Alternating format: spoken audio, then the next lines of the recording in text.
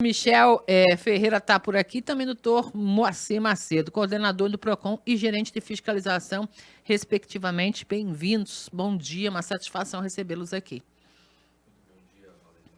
Ouvintes dessa importantíssima Rádio Sorriso, obrigado mais uma vez pelo convite, sempre um prazer estar nessa bancada esclarecendo dúvidas dos consumidores sorrisenses. Satisfação é nossa, bem-vindo também, doutor Moacir Macedo, bem-vindo, bom dia, chega bem pertinho aí do microfone. Bom dia, Marlene, obrigado, doutor, pela oportunidade de estar aqui, poder compartilhar algumas informações relacionadas ao PROCON e aos direitos do consumidor. Perfeito. Cursos importantes dos quais os senhores participaram nesses últimos dias, visando manter sempre atualizada a equipe aqui em Sorriso, é isso mesmo?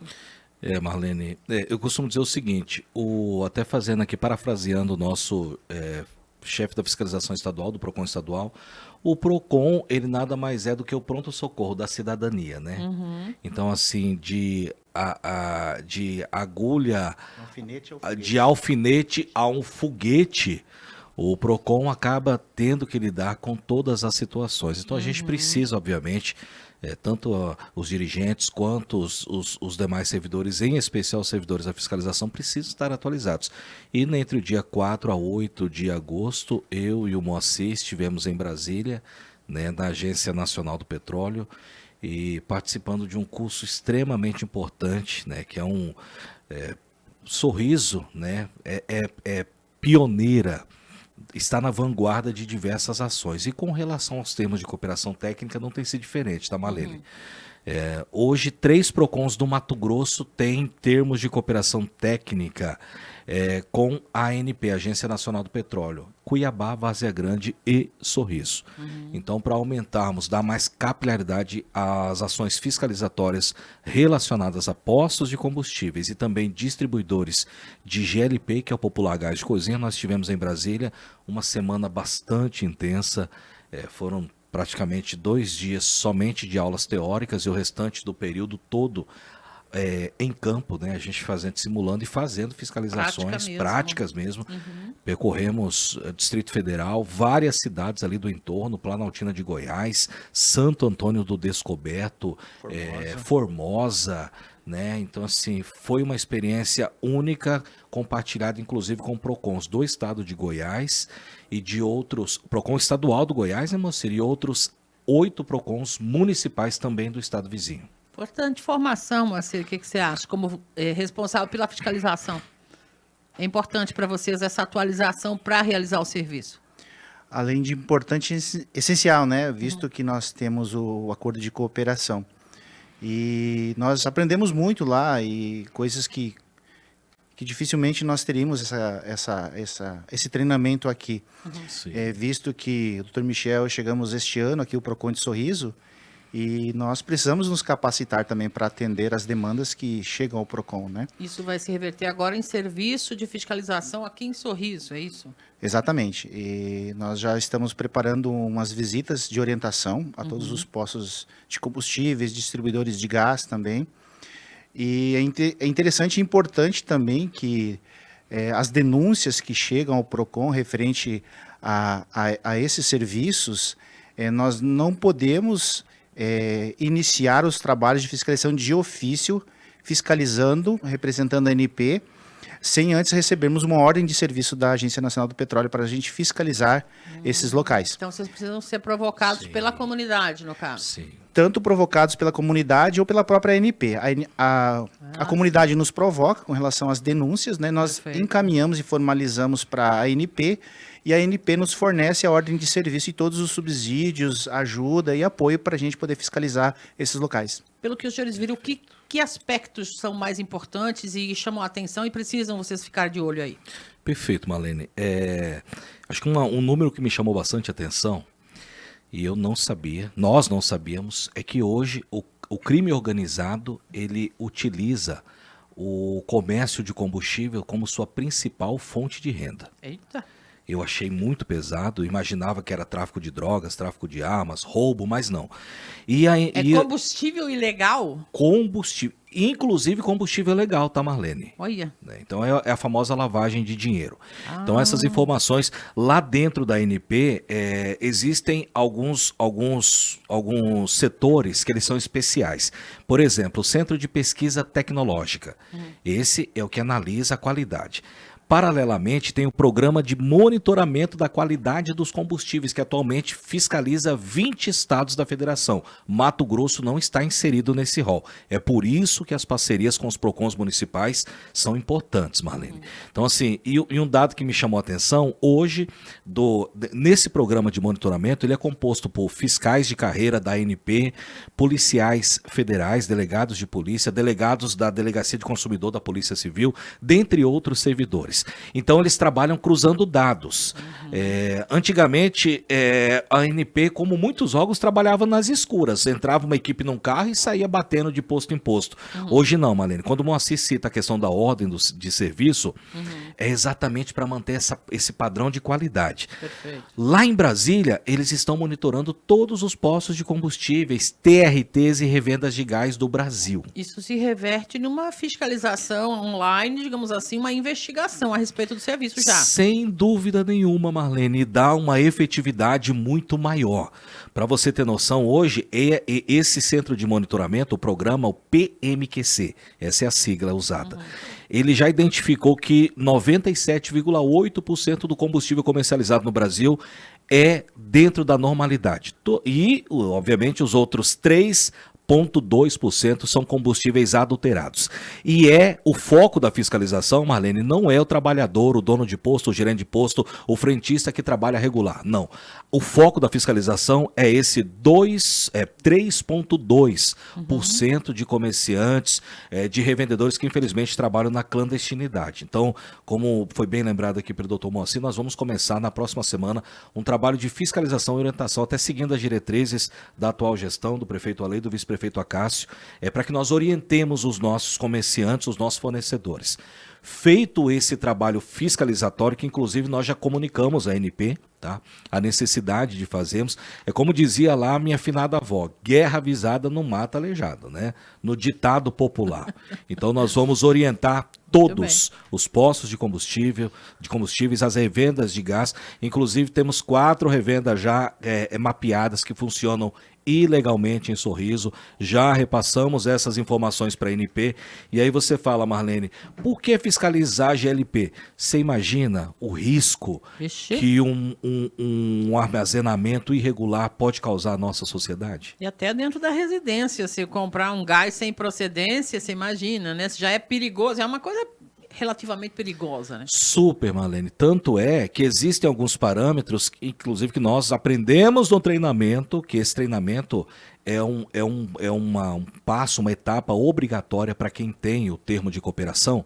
Por exemplo, Marlene, o cara que entrega, o entregador de gás, ele não pode levar o botijão de gás deitado. Você já viu isso acontecer? Opa, em cima da moto, né? Em outros, numa bicicleta, muitas vezes. Sim, né? Marlene.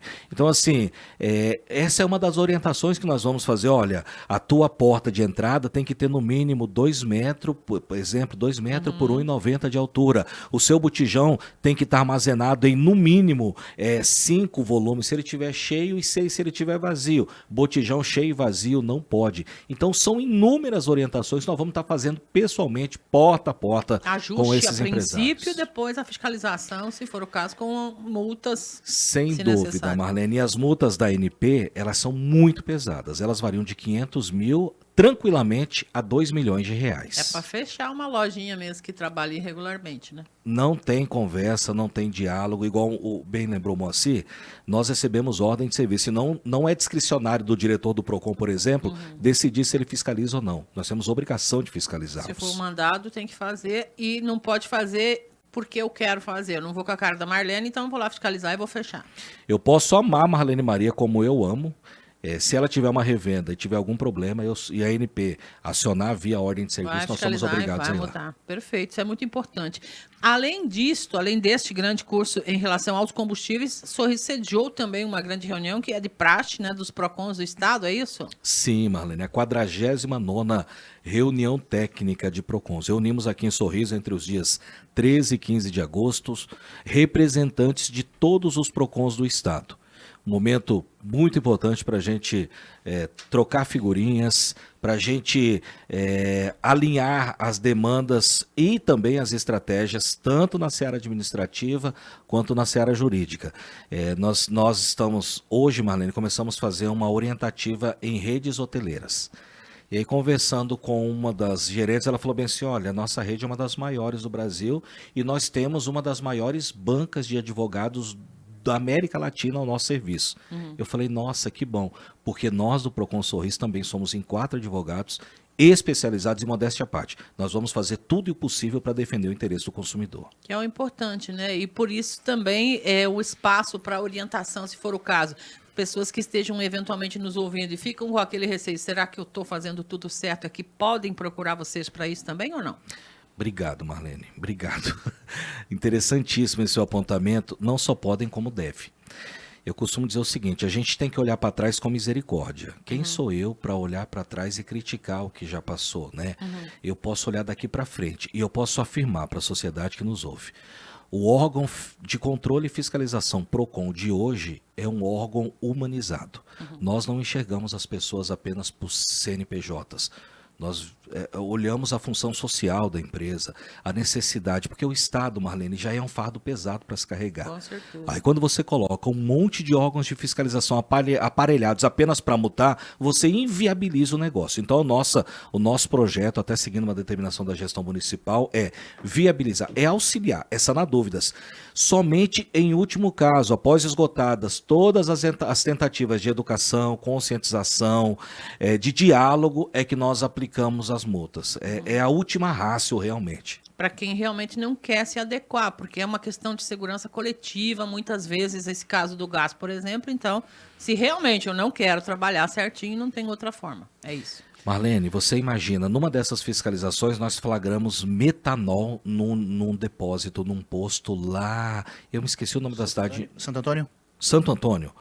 Metanol. Metanol, Marlene, é um produto que ele não pode ser manuseado em posto de combustível. Ele é altamente explosivo. Não é etanol, que é o álcool que vai no carro. Isso, o álcool hidratado, hidratado com água, inclusive, tá? Só para desmistificar aqui as pessoas, mas tem água no álcool? Tem que ter água no álcool. Que vai no veículo tem água obrigatoriamente. É o etanol hidratado. Já o metanol é um produto altamente nocivo. É aquele produto cancerígeno. Né, inclusive altamente explosivo. E nós identificamos esse produto lá. Imediatamente o posto foi lacrado, não tem conversa, não tem diálogo. É um produto proibido este no Brasil? Ele é utilizado em alguns setores da indústria. Com transporte bem específico, então, com todos os cuidados e requisitos. Sem dúvida, inclusive com um controle específico, e ele tem uma coloração diferente, que é exatamente para nós, órgãos de controle e fiscalização, identificarmos assim que a gente extrai do tanque. A gente bate o olho e já identifica que aquele... E qual seria o objetivo de um posto de combustível ter um produto como esse? O preço. O preço. Que se você vai comprar, por exemplo, hoje a porcentagem média do álcool na gasolina é 30%. Aí existe uma tolerância de 1%. No caso do etanol, existe uma porcentagem de água. O que eles fazem muitas das vezes? Para não colocar o etanol hidratado, que é o comercializável, na gasolina, eles adquirem um metanol no mercado negro. Que seria mais barato, digamos assim. Sim.